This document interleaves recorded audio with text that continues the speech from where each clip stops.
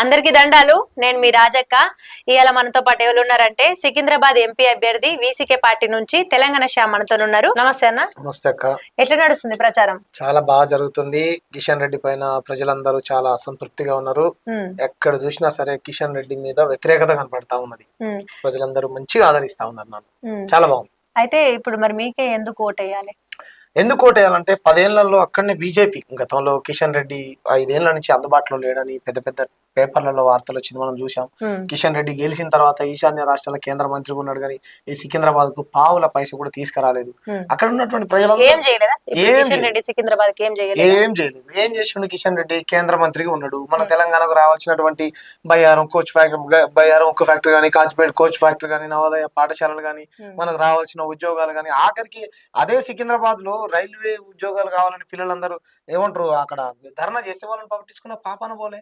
ఆ సికింద్రాబాద్ లో ఉన్నటువంటి స్లమ్ బస్సులు ఏవైతున్నాయో, అది బన్సిలాలపేట కానీ, పక్కన ఉన్నటువంటి దోమలగూడ కానీ, లాలపేట కానీ, తుకారం గేట్ కానీ, ఇట్లా చాలా బస్సులలో ఎక్కడికి పోయినా సరే మాకు ఇల్లు లేదు, మాకు ఏమంటారు రేషన్ బియ్యం రావట్లేదు, పింఛన్ రావట్లేదు. ఇదే ఆయన స్థానిక లీడరా లేకపోతే కేంద్ర మంత్రి, స్థానిక లీడరు, మాస్ లీడర్ ని బీజేపీ ప్రచారం చేసుకుని ఏ రోజు వల్ల పట్టించుకున్న పాపన పోలేదు కిషన్ రెడ్డి. ప్రజల నుంచి రెస్పాన్స్ ఎట్లా వస్తుంది? చాలా బాగుంది అక్క, చాలా బాగున్నది. 100% ఈసారి నేను గెలుస్తానని నమ్మకం నాకున్నది.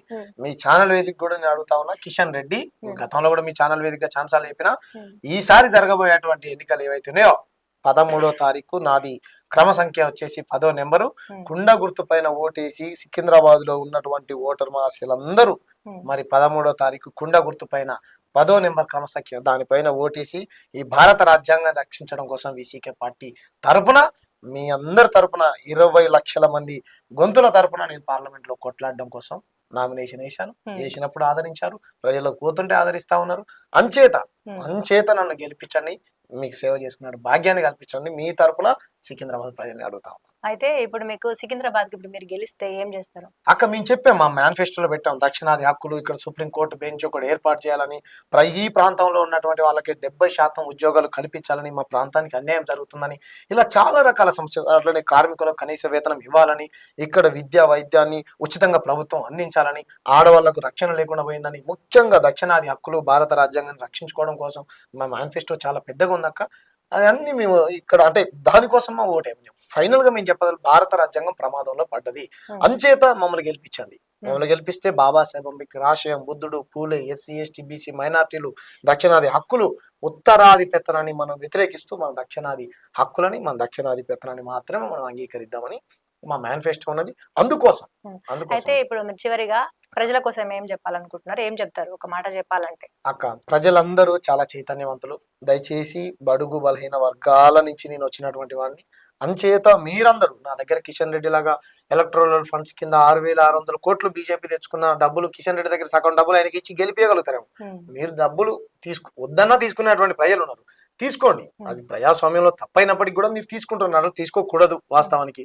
ఒకవేళ మీరు అట్లా డబ్బులు మద్యాన్ని కిషన్ రెడ్డి మీకు ఇచ్చి మభ్యపెట్టే ప్రయత్నం చేస్తే తీసుకోండి. ఓటు మాత్రం కుండ గుర్తుపైన నాకు ఓటేసి ప్రజాస్వామ్యాన్ని బ్రతికించినట్లయితే మన మనుగడ సికింద్రాబాద్, తెలంగాణ మనుగడకు మంచి జరుగుద్దని.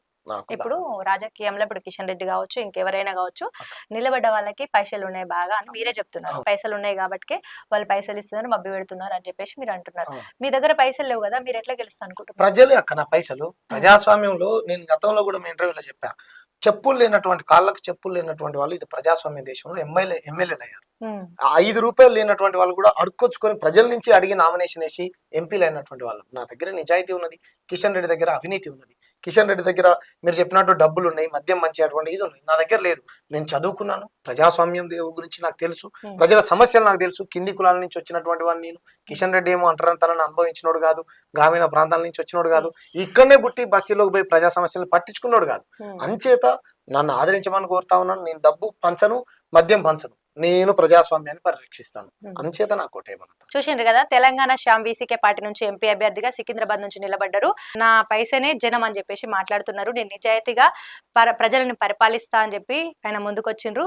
ఆయనకి నిజంగా మంచి జరగాలని కోరుకుంటున్నాం మా టీటీఎన్ తరపు నుంచి. ధన్యవాదాలు.